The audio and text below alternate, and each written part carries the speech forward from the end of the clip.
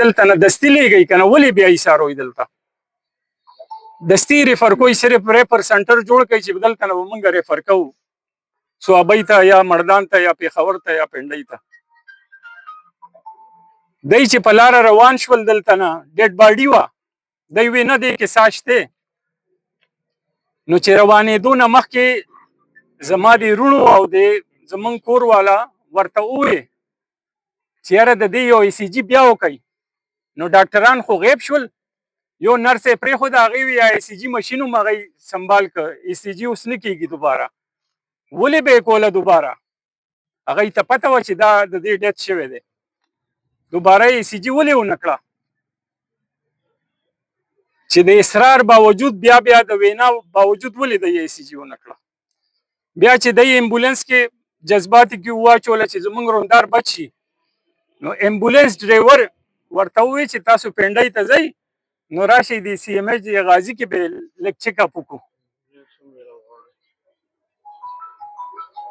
نو چې هلته ورسېدل نو میجر او ډاکټر په موجود په ډیوټۍ باندې هغه ورته وی د دې خو کافي ټایم وشه چې د دې ډیت شوی دی دا تاسو خو ډیډ باډي راړه نو زه دی نه دا تپوس کوم چې تاسو خو اول دوه زیاتیانې وکړې چې یو مې انټي بایوټیک ولګو یو بیا انټي بایوټیک ټیسټ ډوز هم ونه کړ بیا وفات شوه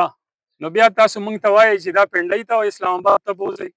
او خپل امبولانس راوغواړئ دی سره امبولانس هم نو خپل امبولانس پرایویټ راوغواړئ او دا بوځئ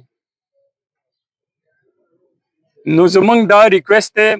دا صرف زمونږ مسله نه ده دا د دې پوره تحصیل د خلکو مسله ده دا د دې هر یو سړي مسله ده نن زمونږ روندار لاړه سبا لا ډېر شوي دي کیسونه داسې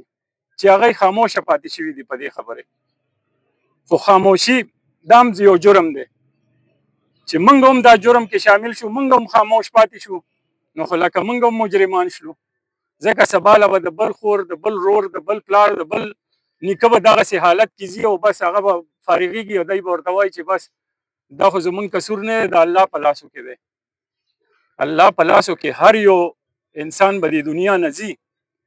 خو دا قتل چې کېږي ولې قتل کېږي الله تعالی ولې په قرآن کې وایي چې د یو انسان قتل د پوره انسانیت قتل دی ولې صرف تماچې ډز والا هغه قاتل دی یا چاړه چلولو والا هغه قاتل دی ولې دا انجیکشن لګولو والا یا دا ډراپ لګولو والا یا دا بل څه ذریعې سره قتل کولو والا هغه قاتل نه دی هغه هم قاتل دی نو زمونږ حکمرانانو ته هم دا درخواست دی او د هیلث ډپارټمنټ ته هم دا درخواست دی چې دې د انکوایري وکړی شي